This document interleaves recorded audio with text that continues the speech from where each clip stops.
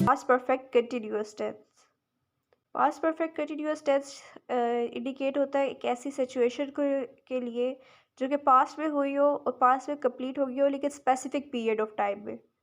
Structure की बात की जाए तो इसमें सब्जेक्ट यूज होता है, हैड बीन यूज होता है, वर्ब की फर्स्ट फॉर्म और आईएनजी यूज होती है। Past perfect continuous tense use होता है किसी भी ऐसी सिचुएशन को शो करने के लिए जो कि पास्ट में हुई हो, पास्ट में वो थोड़ी देर के लिए कंटिन्यू रही हो और कंटिन्यू रहने के बाद वो कंप्लीट हो गई हो और स्पेसिफिक पीरियड ऑफ टाइम के लिए हो।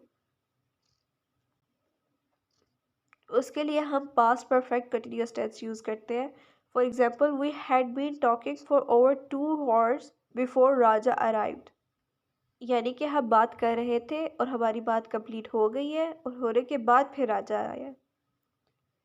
इसी तरह, he had been working at that company for 2 years when he went out of business. यानी वो कंपनी में काम कर रहा था, फिर 2 साल के बाद उसकी कंपनी में उसका काम ख़त्म हो गया और फिर वो बिजनेस के लिए चला गया। यानी कोई भी चीज़, कोई भी एक्शन जो कि कंटिन्यू रहा हो और फिर वो कंप्लीट हो गया उस स्पेसिफिक पीरियड ऑफ टाइम में पास्ट के अंदर, तो हम लोग past perfect continuous tense use करते हैं।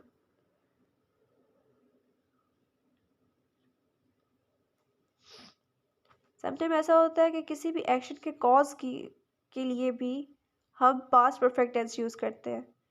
For example, Crona was tired because he had been walking।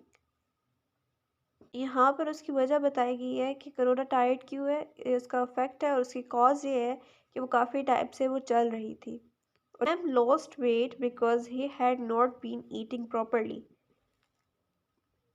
के साथ पास्ट परफेक्ट कंटीन्यूअस टेंस खत्म होता है। उम्मीद करती हूँ ये आपको समझ आ गया होगा।